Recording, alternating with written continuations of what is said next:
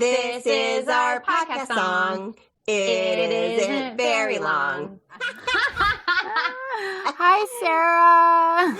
Hi, Kristina. Thanks, everybody, for tuning into Laughing with Gingers. The podcast where two feisty redheads with loud laughs share crazy stories, play games, and spread silliness and joy. That extroverted soul over there is my partner in crime on the Laughing with Gingers podcast, Kristina Curry. That's their elephant extrovert plus. My co-host of Laughing with Gingers. And why do we mention that? You may be asking yourself. Well, because today's episode is all about the Verts, the intros, the extros, and the ambiverts. I'm really excited about this. I find it so interesting. Just, human psychology in general is so interesting. I so agree. And it's kind of, it fascinates me because I think it's really easy to not know how to properly self-identify. Mm-hmm. And there's so many myths surrounding introverts versus extroverts versus, ambiverts. Mm-hmm, mm-hmm. Well, what did you bring? I'm so curious what you brought. I brought facts versus myths. Ooh! I brought, of course, kind of the history and then a little bit of why we lean so heavily on extrovert introvert as a sort of personality dimension. I know. And then I'm going to break down why it's part of what they call the big 5 of personality dimensions. Ooh, so I'll tell you I the other ones this. too. I know, I'm so excited. And I'll tell I'll tell both sides of what each dimension is so you can kind of see what you might be, where you land on that. Ooh. I know. Okay. Cluzo just got so excited he farted loudly, which hopefully went out over the air. He's an extrovert. So for those of you who are new here or just haven't heard me mention him, he is my French bulldog bud. And when Kristina was just in town a month ago, actually, when this airs. Has it been a month? When this airs. Oh, yeah. Whoa. Weird, right? I should just make a monthly trip happen. Oh my God. The first week of every month, Kristina comes to town. I like that rule. We had so much fun. Clue definitely farted while we were on air hosting our boot camp. Oh my God, I forgot about that. For me, it's so normal that I don't really think about it as much. Once it happens, I acknowledge it and move forward. But Kristina could not move forward. We were hosting this professional thing and she just could not move forward without laughing about it. I had to call it out and giggle. Farting is funny. It is funny, and you love bathroom humor. I do. At some point, we need to swing back around. We have not covered that topic in quite some time. Not nearly enough. There's still so much bathroom humor to chat about. Oh my God, that's hilarious. Oh my God. That was Leah episode. The episode where we had Leah on. Yeah, that was season 1, I think, right? Probably, yeah, long time ago. Bathroom humor. It was Spanish bathroom humor. That was where we found out que pedo was a thing. Yeah. Who knew? Who knew? Should I start off with the history of extrovert introvert just to lay the foundation of knowledge? Okay. Yeah. And then I'll throw in, the ball pit and the bouncy house on your foundation. Yeah, exactly. The slip and slide.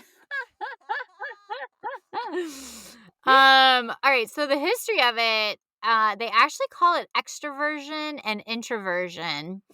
And it was popularized by a Swiss psychoanalyst called Carl Jung, which I feel like I've quoted him before. I feel like he's got some good quotes out there.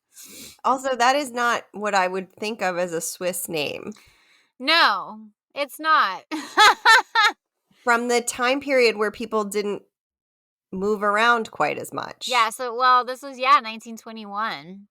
Yeah. In That's a cycle trek. Sorry. Yeah, it's a trek. You're right. It's a trek. In Wait, oh yeah, in Psychological Types, which was a book, I guess, Jung describes how extroverts engage with external stimuli. Totally, yes, we know that. He believed that extroverts direct their energy outwards towards other people and gain energy from such encounters. Introverts, meanwhile, focus on their energy inwards towards more solitary, thoughtful activities. Oh, yeah. I almost went on to think that this dude was someone else, but it wasn't. Anyway, so there's the foundation of history.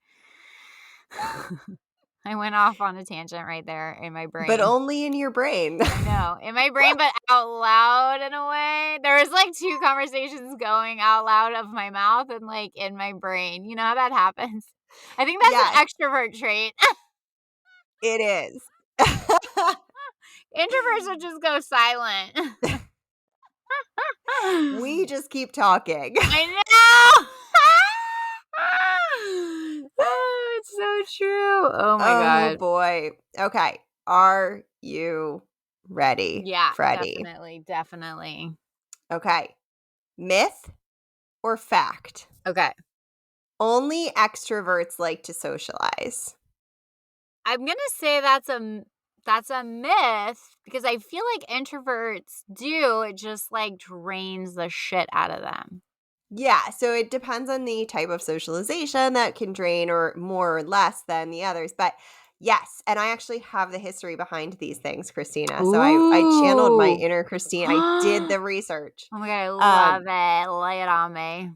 So the distinction is how many people a person likes to socialize with instead of one type of person not wanting to socialize at all. Oh. People often think introverts are antisocial, air quotes, which is not the case. Introverts enjoy relationships and socializing. They just have a different tolerance level for how much socializing they're comfortable with.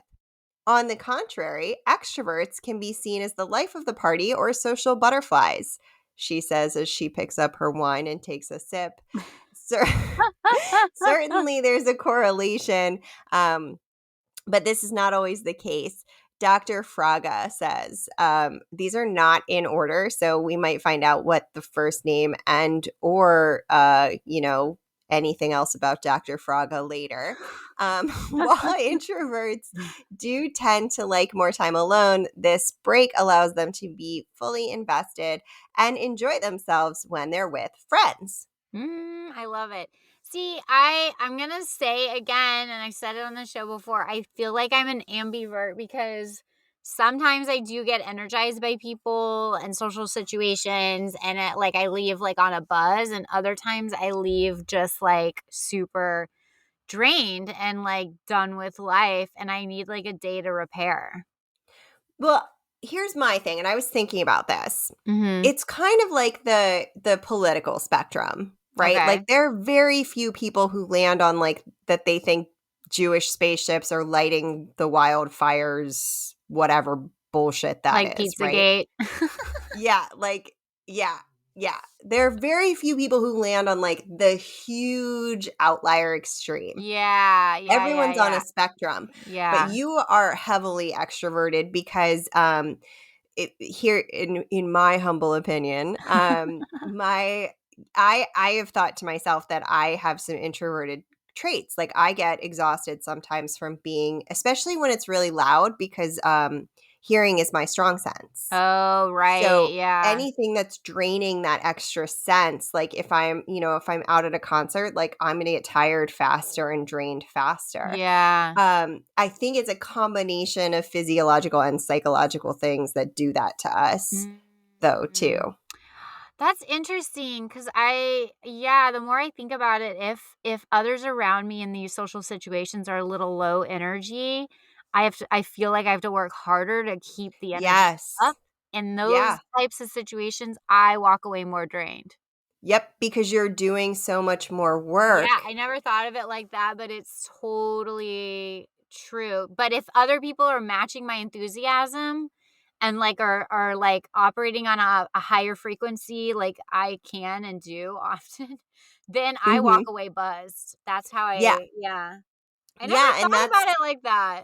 That's why you and I spin off of each other so well, because we can mirror each other's energy. And when I'm low energy, we've actually had a couple times when I've been low energy. I don't think we've had this happen with you, or we haven't discussed it in the same way. We haven't recorded the podcast those weeks. Right. Because I'm like, same with me. When I was sick, low energy. Well, yeah, that sick is a little bit. Sick is I was thinking the same thing. I was like, sick's a little bit more like you would call in sick to work that day anyway. Yeah. That's true. But yeah, I mean, mine was like just emotionally low energy after. I've had that after Clue, and me after my puppy passed away. Oh, that's right. Did we skip recording that week? I guess for me, like, it was probably just, I was like, no, we're not doing this. It's too much for you. And I just naturally protected you, but I didn't think about it. Whereas with my situation, which, by the way, my dog woke up on Memorial Day partially paralyzed, is my situation. And so we got a little bit behind on recording because I just like didn't have a whole lot of laughs in me. He's doing okay. He has a wheelchair. He is a cart dog now. But I think I retained that because of how much love and support you gave me. Whereas I don't think I retained that we ever rescheduled or postponed recording because of support I was giving you. Well, it happened a while ago too. So like when it's been a year. Yeah, it's been it was a year on September 13th. Yeah. Anyway, that took a turn.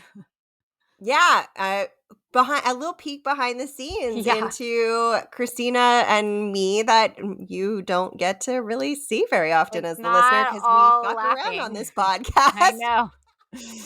I mean, there is still a lot of laughing. There is still a ton of laughing. Let's be real. But there was also bursting into tears randomly for, that happens too. Like, look, we laugh loud, but that doesn't mean we don't cry hard. Should that be the title of this episode? Yeah, laugh loud, cry hard. Yes. Oh my God, I love that so much. Oh my God. All right, are you ready for another myth or Yeah. Okay. Introverts prefer to avoid conflict. Ooh. That's a tough one.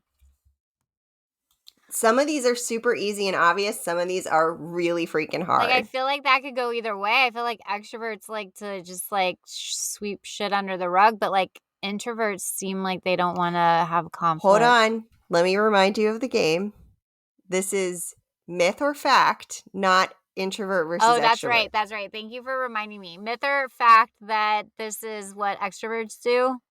Introverts prefer to avoid conflict. Okay, myth or fact? I'm gonna say I can't win points without, being fair. I know. Let's say it's a myth. It is true. Oh. But I have never thought about it, and then once I started thinking about it, because I'm married to an introvert, like the equivalent polar of. Yeah, y'all two are super opposite.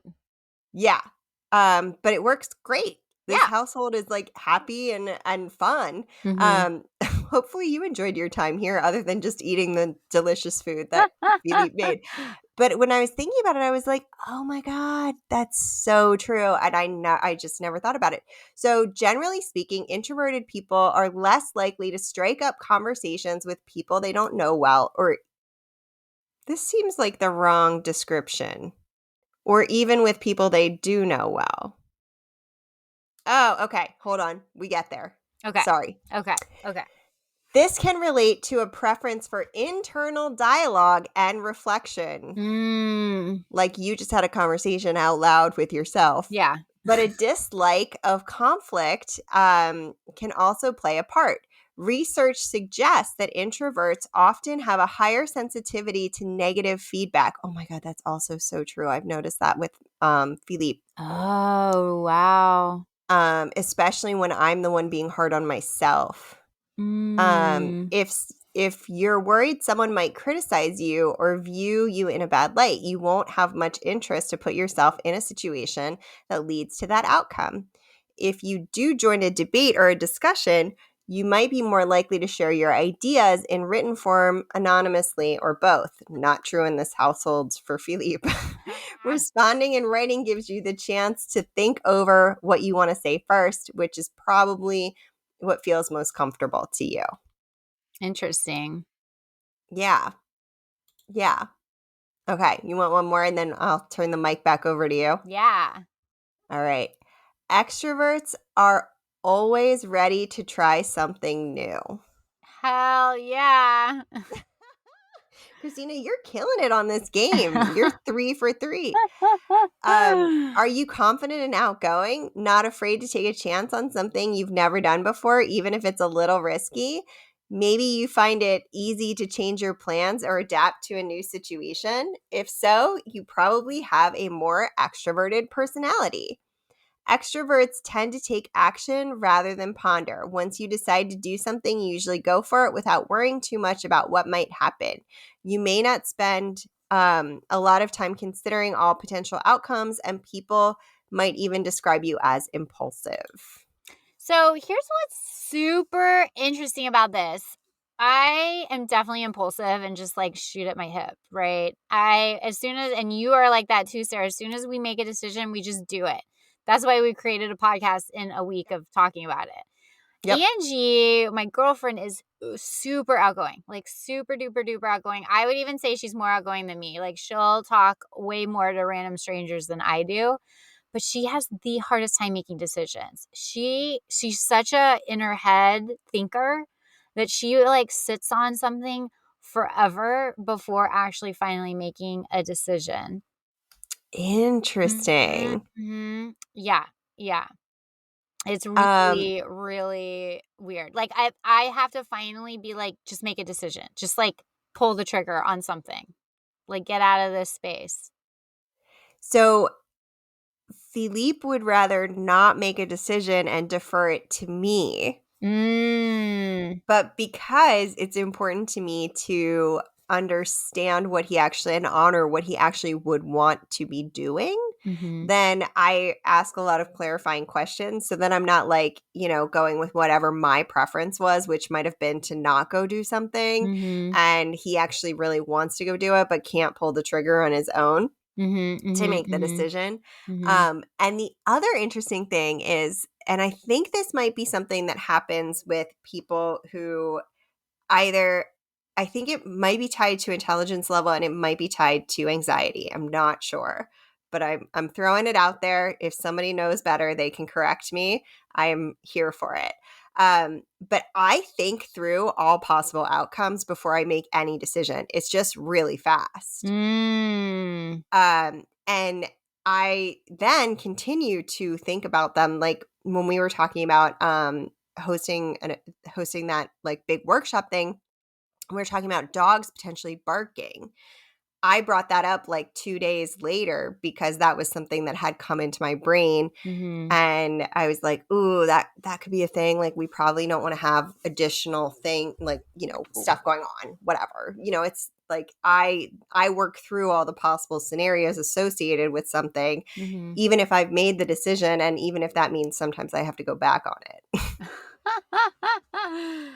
That's probably better. I usually just, if the idea pops into my head or the thought, I'm like, let's do that. And I kind of stopped thinking about it after that. Probably not the greatest. There are pros and cons to everything. I think it's so easy to, especially when we're talking about any of this stuff, like psychological personality traits, anything like that, where it's easy to go through and like pick apart what you do naturally and feel shitty about it. That's so true. Or to think like the other side is better, which is one of the reasons I wanted to play the myth versus fact game, because there are so many myths about both sides. Mm-hmm.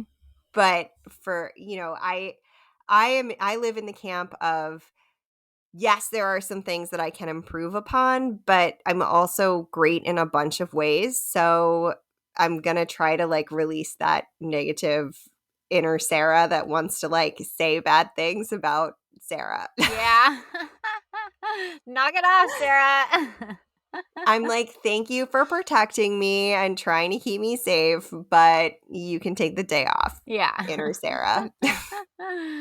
Well, let's dive into some like big, like this isn't like all psychologists believe in this, but this is like a big portion of them have determined that these big 5 dimensions of personality can help kind of like put people in different camps. And the evidence of this theory has been actually growing for many years. So, number 1 trait, not number 1 as in importance, but just one of the 5. It's openness. So this trait features characteristics such as imagination and insight. People who are high in this trait also tend to have a broad range of interests. They are curious about the world and other people and eager to learn new things and enjoy new experiences. People who are high in this trait tend to be more adventurous and creative. People low in this trait are often much more traditional and may struggle with abstract thinking. So, high, you're very creative, you're open to trying new things, you're focused on tackling new challenges, and you're happy to think about abstract concepts. Yeah, Sarah's raising her hand, I'm raising my hands. If you're low in openness, you dislike change, you do not enjoy new things, you resist new ideas, you're not very imaginative, and you dislike abstract or theoretical concepts. The only thing I don't like about how they're laying it out is they're making it seem like one's good over bad. I was just thinking that, like, while we both self-identify as open, it isn't necessarily, and I would argue that I identify that you are open as well. But it doesn't. It seems skewed. Yeah, it does. And like the thought of us having a wide range of interests, I think the other side of that coin is someone having a very niche specific interest. Yes, And I that think they're there's a really benefit to into. that. Yeah. Yeah. And Yeah, like the Renaissance person who like what is the saying that is super negative about that? medieval assholes. I did not mean that type of Renaissance. It's something like good at everything but not great at anything. Oh, yeah. I see what Master you're of saying. none. Yeah. Something like I forget what the first part is, but then it's master of none. I'm picking up what you're putting down. Yeah. Yeah. Yeah, and they could have totally put that in there and it would have seemed a little bit less skewed. It definitely does, but that's okay. We'll give our little gingery commentary. Yeah, we're gonna skew it nice. Yeah. Should I do one more? Yeah. Okay. Conscientiousness. That's a big word for Kristina. This is our second recording of the day, so Kristina's pronunciation might go downhill significantly. Or maybe Let's better. see. Maybe it'll be better. Or maybe better. Oh so my God. I don't know. I can't wait to find out, Kristina. I believe in you, but I also just enjoy when you laugh at yourself. I just adore you. Okay, conscientiousness. Boom! Nailed it. I think I might need to give you a point for that. Thanks. Cool. I didn't know I was earning points today, but that feels good. Oh my God. Okay, so standard features of this dimension include high levels of thoughtfulness, good impulse control, and goal-directed behaviors. Highly conscientious people tend to be organized and mindful of details. They plan ahead, think about how their behavior affects others, and are mindful of deadlines. So high conscientiousness scores or whatever levels spends time preparing, finishes important tasks right away, pays attention to details, enjoys having a set schedule. Low is dislikes structure and schedules, makes messes and doesn't take care of things, fails to return things or put them back where they belong, procrastinates important tasks, fails to complete necessary or assigned tasks. Again, they're making it sound bad if you're low in it, but I'm going to push back on that and say, like, dislike structure and schedules. I don't think that's always necessarily a bad thing. Like, for instance, Jennifer, my best friend and roommate, is very artsy, and she is not one to abide by schedules and structure, but it also opens her up to this like very free spirit sort of life where she can like hop in her van that she made and go off for a long weekend at a moment's notice. And that's a beautiful thing. I don't think that's not like not thinking of others. That's not, I don't know. I don't think it's a bad thing necessarily. Yeah, I mean, I think I would identify on the Jennifer spectrum. And I would call it like a gypsy soul where I'm down for like last minute things. I'm great at last minute organization. But I am the kind of person who also, like, if I get a homework assignment, I go home and I do that homework right after class. Yeah, I definitely don't do that. I think it might have been a learned skill from, we had a modular schedule in high school. So we would have like periods off essentially. Oh, right.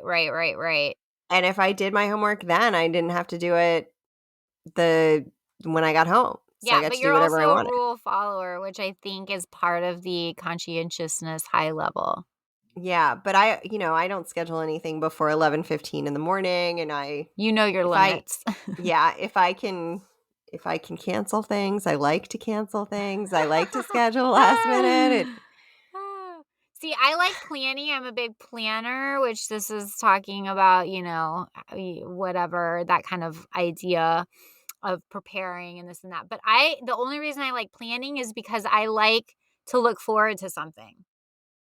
That's really why I plan, is like, oh, look at my calendar full of really fun things. I'm so excited. Yeah, that's so interesting. That's not the way I feel at all. I'm like, look at my calendar full of things I should be excited about, but now I'm overwhelmed. Oh, yeah. Well, I'm talking about social things, not like I have meetings all next week.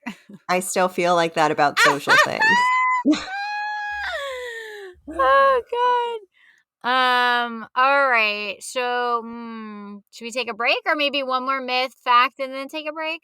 Sure, let's do one more myth fact and then we can take a break. Okay. Introverts don't take risks. Oh, man. Introverts don't take risks, myth or fact. I feel like that's probably I don't know. Maybe a fact? It's a myth. Damn it. I almost said myth and I was... You were really on the fence on that one. I was, because I should have gone with myth. I should have. I knew that was the right answer. Yeah, I could tell in your heart you knew it was the right answer, but I still get the point. I know. Damn it. What in the world does how many people you hang out with or how you like to spend your time alone have to do with taking risks? Fears and desires are a completely different distinction from extroversion and introversion. These labels convey misinformation and can cause rumors to spread about these personality characteristics that are unfounded, Dr. Fraga says. So instead of counting introverts out for risky things, give them a chance to express themselves and choose whether or not an activity is something they're interested in doing. Oh, that's interesting. Yeah. Every time you say Dr. Fraga, all I can think of is Fraggle Rock. Down at Fraggle Rock. Down at Fraggle Rock. Doot doot. Oh my God. On that note. On that one, we are going to take a break on Laughing with Gingers, and we will be right back. And we are back on Laughing with Gingers. I, of course, am Sara Alapin, and I have with me one of the best humans on the planet, honestly now. If we're just being honest here, that's the gosh darn truth, Kristina Curry. The one and only. Ta-da! Down at Fraggle Rock. She's doing really well in this game. You have You have 3 points and you have 1 elbow bump for your pronunciation. And I only have 1 point for stumping you. So okay, cool. You're killing it so far. Are you ready for more? Yeah. Down at Fraggle Rock. I know. I can't get it out of my head. I wish I knew the rest of the song. I used to. I don't know it anymore, though. Me neither. Extroverts find it easy to express themselves. True. Ding, ding, ding. Yeah. All right. So extroverted people usually have little to no trouble expressing their thoughts, feelings, and opinions. These can range from minor preferences, such as foods you dislike, to deeper emotions, including romantic feelings. Ooh, so true. Hey, Kristina. Hey, Sara. You're my friend. I think it's true. I asked the last 4 people I went out with. I was the one that asked them out. I picked Philippa. See? We know what we want. We go after it, Sara. It's true. It's true. I'm also very vocal about things that I don't eat. Yes, but not judgy about it. No, I'm just like, anchovies? No, they're a cat toy. Cat toy? Don't they look like a toy? Like a cat would bat around with its cute little furry paw. I think cats eat them. Yeah, they probably do. Well, cats eat all kinds of fish. They love that stuff. Yeah. Yeah. But yes, they do look like something they would bat around with their little furry paws. All right. Introverts consider things carefully. Yes. Ding, ding, ding. Yeah. We're at 5-1 now. When faced with a new opportunity or any big decision, you probably spend a good amount of if you're an introvert, you probably spend a good amount of time thinking it over before you make any plans to proceed. Mm-hmm. Yeah. Yeah. I don't do that. Yeah, I don't either. I mean, sometimes if I'm faced with a really big decision, I do have to process, like, what's the best route to go, but I don't process it in my brain. I process it out loud to other people. Yeah. We are external processors. Yeah. We have to, actually get it out of our minds in order to figure it out. Yeah. Okay. Introverts need plenty of time to themselves. Introverts, yeah, they do. You're so confident in this game. Ding, ding, ding. Needing to recharge your batteries after a long day by enjoying some quiet downtime alone tends to suggest an introverted nature, according to McCutcheon. Oh, I thought you were going to say Fraggle Rock. This is a new name that I haven't yet read and definitely did not know how to say out loud if you saw my face. This doesn't mean you always avoid people, but you probably don't have a large social network. Instead, you mostly share your available social energy with a handful of close friends. Even if you don't make friends easily and see no need to widen your circle, you highly value the people you do feel comfortable with. That's nice. Yeah, and my thing is much more is much less judgy sounding. I know, listen, I get it. We're just putting our less judgy spin on my thing. It's making us think. All right, lay something on me. Okay, so the third big 5 dimension of personality is extroversion. So yeah, see, this is the problem. That's the word, right? So you're either high on it or low on it, which you're an introvert. So again, they're making the lower end of the thing not that's so good. lame. And it's worse. It's worse to me because we identify as the positive of a lot of these things. So my protective mama bear nature is like, no, don't talk about my introverts like that. I know. So let's hear what they have to say about introverts. So extroversion is characterized by excitability, sociability, talkativeness, assertiveness, and high amounts of emotional expressiveness. People who are high in extroversion are outgoing and tend to gain energy in social situations. Being around other people helps them feel energized and excited. People who are low in extroversion or introverted tend to be more reserved and have less energy to expend in social settings. Social events can feel draining, and introverts often require a period of solitude and quiet in order to recharge. So, high on the extroversion, enjoys being the center of attention, likes to start conversation, enjoys meeting new people, has a wide social circle of friends and acquaintances, finds it easy to make new friends, feels energized when people are around, and says things before thinking about them. Okay, they're kind of attacking extroverts, but whatever, let me go on. So, low extroversion prefers solitude, feels exhausted when having to socialize, finds it difficult to start conversations, dislikes making small talk, carefully thinks things through before speaking, and dislikes being the center of attention. I mean, Interesting. it is pretty accurate. I don't think I enjoy being the center of attention. I do not. No, I think I just sort of, it naturally happens because I'm loud, but it's not like I'm doing it because I'm like, look at me. I think it's more maybe it's not that we enjoy it or that we need it. It's that we Are okay with it. yes. Yeah. We can handle it. Yeah, we can handle it. We can handle it. So we don't mind telling a story out loud to 5 people at the dinner table. Even if it's me weirdly sharing that I know that they drank Flavorade instead of Kool-Aid at Jonestown or weird shit that I randomly say that is awkward and inappropriate, and people are like, what the fuck? Do they still sell Flavorade? Probably. Or did they go out of business after it was used to murder people? Well, I mean, nobody really knows it. That's the thing. Everybody says the phrases, Don't drink the Kool-Aid. It should be don't drink the Flavorade.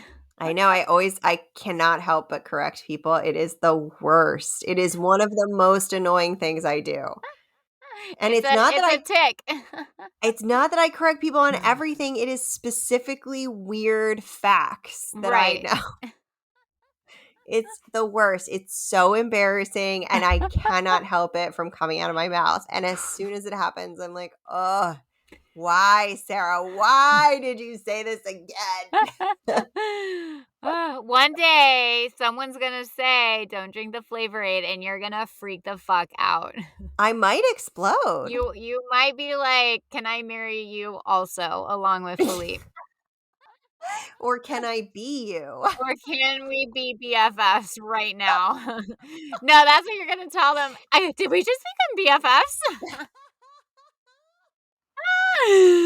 Oh, God. Oh, boy. All right. Are you ready for another myth or fact? Yeah. Extroverts are happier. That's a myth. Inherently, acting as an extrovert or an introvert is you proceeding in a way that makes you happier. So why would one feel better or worse? Boom. Thank you. Boom. The only way one person would feel sadder is if they were trying to act in the opposite of who they naturally are. Yeah. Embracing the social situations you naturally gravitate toward instead of forcing yourself into ones that are too big or too small for your liking is what will make you happiest. Yep. I get it. Yep. That's we have a friend who often says just because you're an introvert doesn't mean you're unhappy. And I'm always like, duh. Yeah. And in my mind it's like, of course, like that makes total sense, but it must be said to her so many times that she has become like gotten on this mission to share that. And every time I'm always like blows my mind that anyone thinks that. Yeah, it's not cool. Like you get to sit quietly if you want to sit quietly. You get to, be the center of attention if you want to be the center of attention. Just, whoever you surround yourself with hopefully is cool with that too. Otherwise, one or both of you will be unhappy. Mm-hmm. Exactly. All right. Extroverts make friends easily. Yeah, that's true. Ding, ding, ding. Extroverted people are generally known to be very sociable. I'm channeling my inner Kristina there, trying to pronounce something. If you fall on this end of the spectrum, you might have a large circle of friends, enjoy meeting new people, or find it easy to have heart-to-heart conversations with strangers or people you don't know very well. Mm-hmm. It's true. Right. I met a new friend named Kristina with a K this weekend at a 1-year-old baby birthday.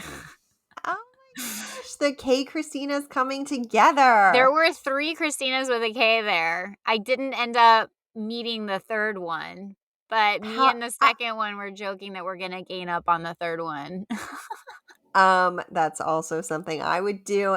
And out of how many people? Out of like maybe 30 people, there were 3 Kristinas with a K. Like, what are the chances? I'm like, I have to find these Kristinas because someone mentioned it right when we got there. And I found one and I'm like, well, we have to be friends now. That is mind-blowing. It's rare that I run into 3 Saras in one group of 30 people. And, let alone whether or not they have an H. Right. I know. With a K. Like, I was shocked. Yeah. Oh my goodness. Yeah, I know. Wow. Cluzo is not shocked. He is loudly snoring. There is 0 chance it's not going over the airwaves. Sorry, everyone who's having to listen to that. It's just nice background music for us. All right. An introvert is more likely to deal with mental illness. An introvert is... No, I don't think that's true at all. You are correct. Woo! Just because someone does well in big groups and is talkative doesn't mean that they're less likely to deal with mental illness. Mm-hmm. It's very damaging to convey that there may be a connection. When looking at what increases one's risk of mental illness, we need to look at many factors, including biology, childhood trauma, family history, and overall temperament, Dr. Fraga says. Not gonna do it. Honestly, a lot of time that I'm outgoing and talkative, it's when my anxiety is flaring up more than normal. This is a quote from an anonymous person. By surrounding myself with good people and chatting about unrelated things, it helps me tune out the anxiety or diminish it altogether. Interesting. Yeah. You are killing this game. All right. Well, should I say a couple of... Yeah. All right. I got 2 more for you. This next one is agreeableness. This personality dimension includes attributes such as trust, altruism, kindness, affection, and other pro-social behaviors. People who are high in agreeableness tend to be more cooperative, while those low in the trait tend to be more competitive and sometimes even manipulative. So if you're high in agreeableness, you has a great deal of interest in other people. You care about other people. You feel empathy and concern for other people. You enjoy helping and contributing to the happiness of other people. And you assist others who are in need of help. Low on the list, or I guess low on the attribute, is you take little interest in others. You don't care about how other people feel. You have little interest in other people's problems. You this insult is so and skewed. I know, right? You insult and belittle others. Could you just say you fucking suck? Yeah. Manipulate others to get what you want. Okay. That seems a little rude. If I'm going to put a nice Laughing with Ginger spin on it, I would say people low on agreeableness maybe aren't as trusting of others, which is a good sometimes trait to have. And maybe I'm trying here. I'm trying. You want me to jump in? Oh, and like the competitiveness. Yeah. I think that's a good attribute to have. And like, look at, people in competitive sports. Like, yeah, they need to have that bone in them. Yeah, and I would argue that agreeableness sounds like people pleaser, which is a very sabotaging personality trait in a lot of ways. I am a people pleaser.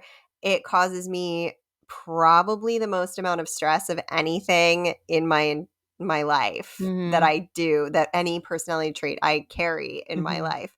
And I would argue that is actually more negative. It's also a disservice to yourself because you deprioritize yourself. Yeah, exactly. You put others before you. Yeah. I've And definitely done that my whole life.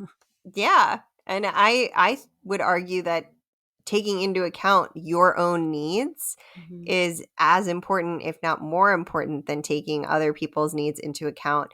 Like, it's like, if you, like they say, if you need to take care of your own thing before, like if you need to change a diaper or you have to pee, like you go pee first and then you change the diaper because I don't have kids. So I feel like I'm talking out of my ass saying this, but I feel like that's a thing that I hear people tell. It's the oxygen mask. You put yours on first before you put on others. Yep, exactly. Yeah, or you won't be able to take care of the other. Yep. And it's very depleting. Yeah, it is. We need to knock it off. Yes, we do. Let's commit to calling each other on it. Yeah, no more people pleasing. Okay. No more. Okay, final trait, neuroticism. It's a trait characterized by sadness, moodiness, and emotional instability. Individuals who are high in this trait tend to experience mood swings, anxiety, irritability, and sadness. Those low in the trait tend to be more stable and emotionally resilient. So, high. Experience a lot of stress, worries about many different things, gets upset easily, experiences dramatic shifts in mood, feels anxious, struggles to bounce back after stressful events. If you're low, you are emotionally stable, you deal well with stress, you rarely feel sad or depressed, you don't worry about much, and you are very relaxed. Okay. Great. Good to know. I don't know. I don't know about this one. Yeah, they really made it sound bad on both sides on this. They kind of did, right? Like, they kind of did. I would say, I think we all go through different areas of our life where we are experiencing a lot of stress and it's hard to deal with. And then there's other times in our lives where we're like, okay, I feel emotionally stable. I got through that hump in life and now I'm on the other end and I'm feeling good. And then life will throw you another wave that you have to deal with. Yeah, I feel like this one, there's probably other literature that would help us understand it better. Yeah, I didn't do a deep dive in this. Literally looked at the first thing I saw and did it. So maybe I need to be doing a deeper dive on all 5 of these. I mean, we do the best we can here at Laughing with Gingers. I'm not a psychologist. I just play one on my podcast. Down in Fraggle Rock. Okay, so do you have maybe one final one for me for the win? I do. I mean, there's literally no way you could lose unless you want to do all or nothing, because I only have 1 point. You've killed it on this one. I don't want to do an all or nothing. That's scary. Are you ready? I'm ready. For the final question. Myth or fact? Introverts are quiet. Wait, what is yes? Truth. Oh, that's true. Liz. Liz is the loudest introvert. I know.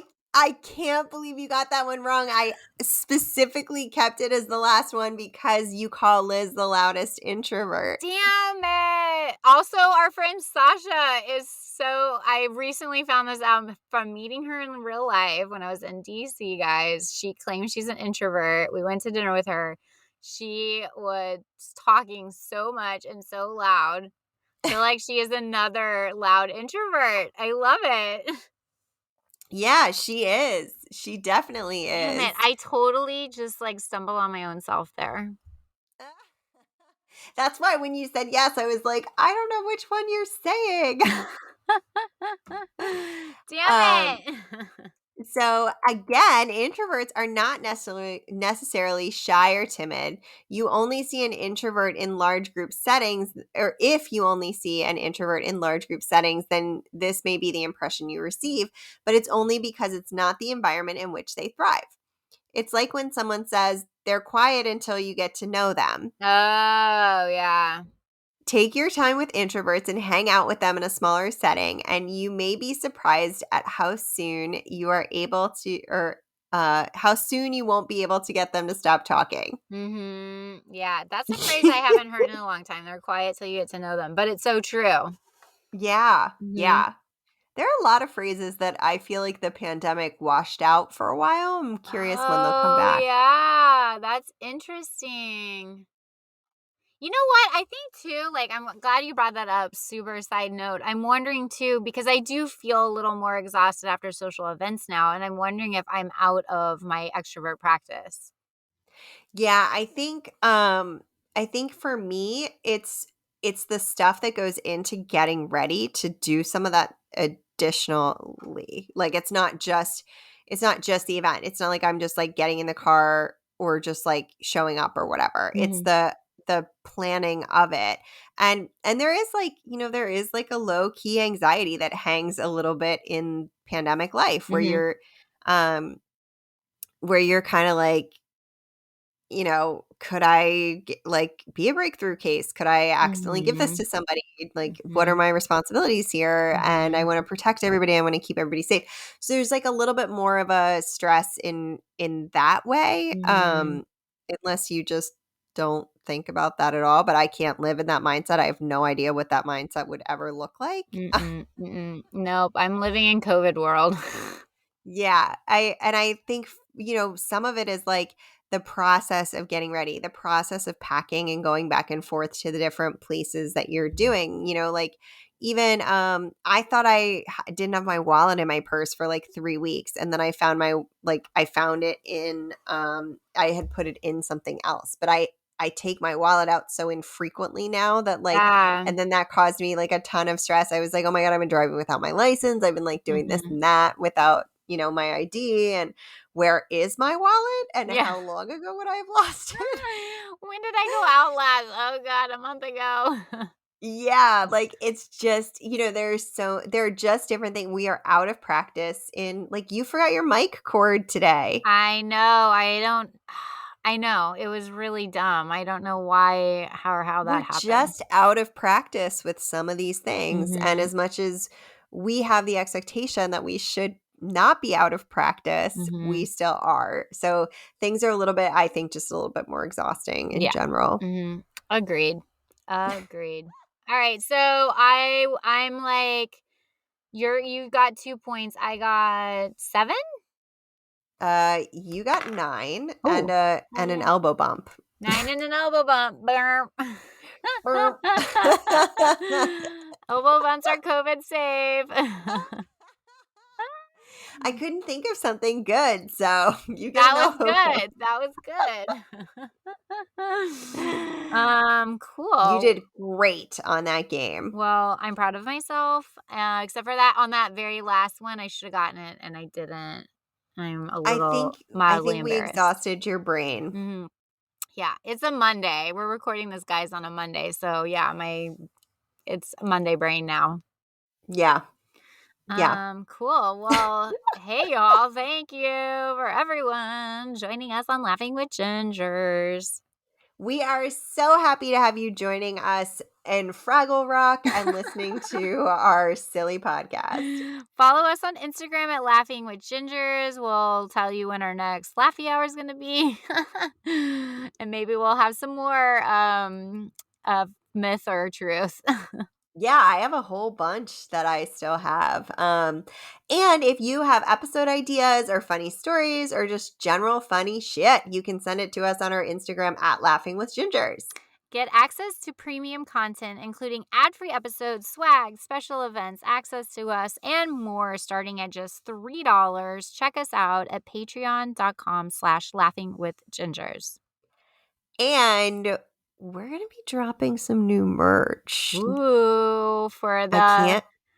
Yeah. holidays Ding, ding, Yep. ding-a-ling, ding, ding, ding-a-ling, dee, dee, dee, dee, dee, dee, dee, dee, dee. And if you listen to the Christmas crab story, you know Kristina loves Christmas.